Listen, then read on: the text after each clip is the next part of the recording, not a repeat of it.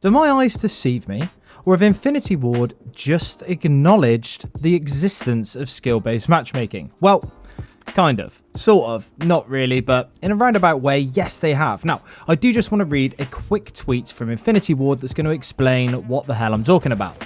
Heading into Modern Warfare 2 Beta Weekend 2 Day 3, here are a couple of updates from us. Tomorrow, we'll begin taking live action against cheaters and hackers in beta matches, and here's the important bit.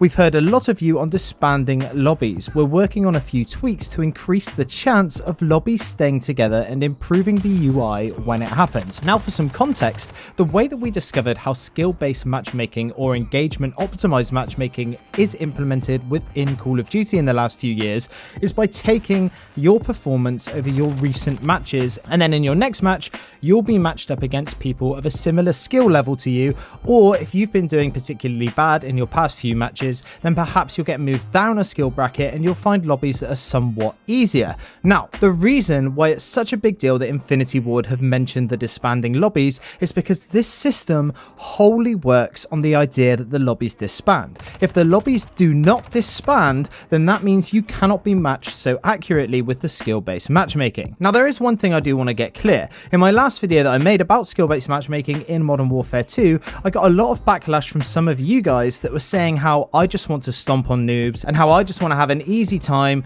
ruining people's days and basically like destroying the fun for any lower skilled players. And I do just want to make a couple things clear on skill-based matchmaking.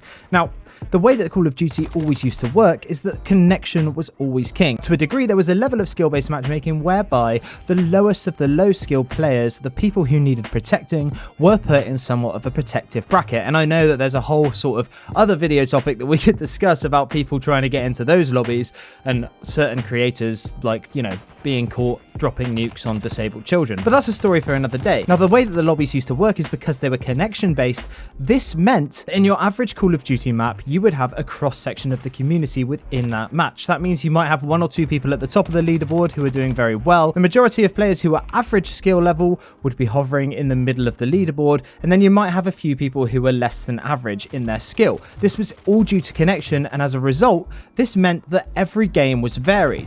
This obviously means that there isn't always going to be a top skilled player in your lobby. The vast majority of lobbies that you get into are going to be full up with average players. This means that if you yourself are an average player, this would feel very, very similar to how skill-based matchmaking already feels, with the exception of perhaps running into some lower skilled players and the occasional match where, yes, you would get shit on by some really good players. But the thing is, the reason that this works so well, the reason why this made Call of Duty so fun, was the variety, and it really allowed the sandbox to be explored. For example, currently in the Modern Warfare 2 beta, I've been using the MP5 pretty much non-stop, either that or the AK-74U. Now, don't get me wrong, I'm still having good matches, I'm still having fun, but if I was to say run around with a pistol, like if the game was released and I wanted to get camos unlocked on my pistol, then I would be having a really hard time if I wasn't using the meta weapon classes.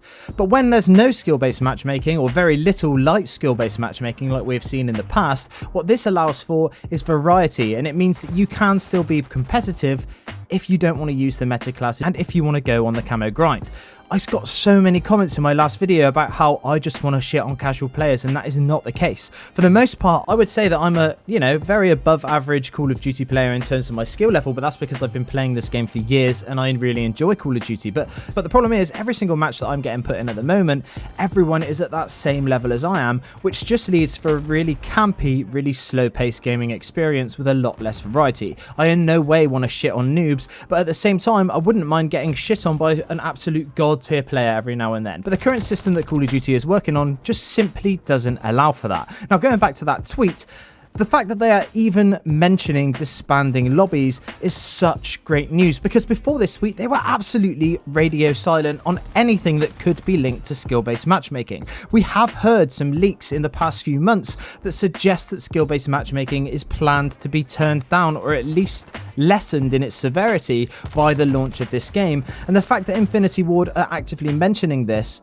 does give me some hope for that. But there is a caveat to that. The fact that they say we are working on a few tweaks to increase the chance of lobbies staying together does have me a bit worried. Now, obviously, lobbies staying together is inherently a good thing. My whole childhood playing Call of Duty was spent meeting people in Call of Duty lobbies and either trash talking or you make friends, and then those friendships and or rivalries are carried on to the next match because the lobbies stay together. This means that you can have sort of hour-long feuds with people, or you can make really decent friends in Search and Destroy games. This isn't possible, and this social aspect of Call of Duty is being destroyed purely for the sake of skill-based matchmaking. So the fact that they're going to try and keep this from happening really is good news. The thing is, they're saying that they want to increase the chance of lobbies staying together, and for me, what I think this means is that if you absolutely pop off and you absolutely shit on the lobby and you're going like 48-2, I think they'll take you out of that lobby. I think they'll protect the rest of the players in that lobby, and I think they'll put you in a higher skill bracket for the next match. Similarly, if you're going 2-22, for example, and you're absolutely having a terrible time and you yourself are getting shit on,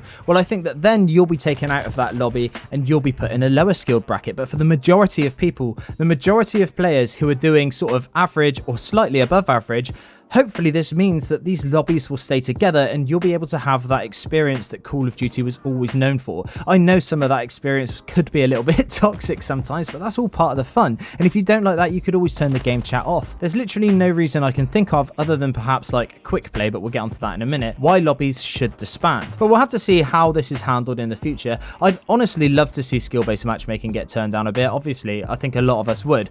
But at the same time, it's not like I'm struggling to enjoy this game with skill-based matchmaking in it. It's just a shame that Call of Duty has changed from what it used to be. Again, I want to reiterate, what it used to be wasn't me just fucking shooting and killing disabled people like every match. That's what some people think I'm trying to say when I'm talking about skill-based matchmaking, and that's just not the case. Now, one just quick thing I do want to mention is about the quick play filter. This is another reason why perhaps disbanding lobbies are in the game, and that's because in the current system with quick play, you are able to choose, like, say, domination, team deathmatch, and hardpoint, and you'd have all three of them and you could go into any one of those matches. With disbanding lobbies, what this means is you'd be able to play a match of domination, but then everyone in that match might only have domination selected, and if that's the case, well then the next map could also be domination, and if you want a nice variety in your quick play selection, then that's not going to work for you. However, I really don't think that this is as big of an issue as what people are trying to make out, because surely if you don't want to play the next match of domination, it only takes like 3 button presses and you can be queued up for a match of hardline next. It's really not a big issue.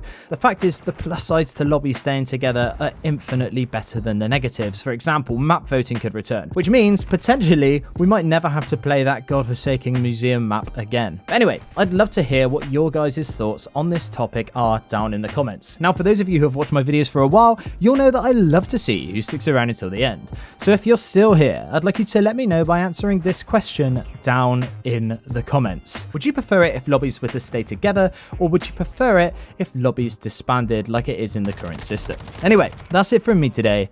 I'm Average Joe. Peace.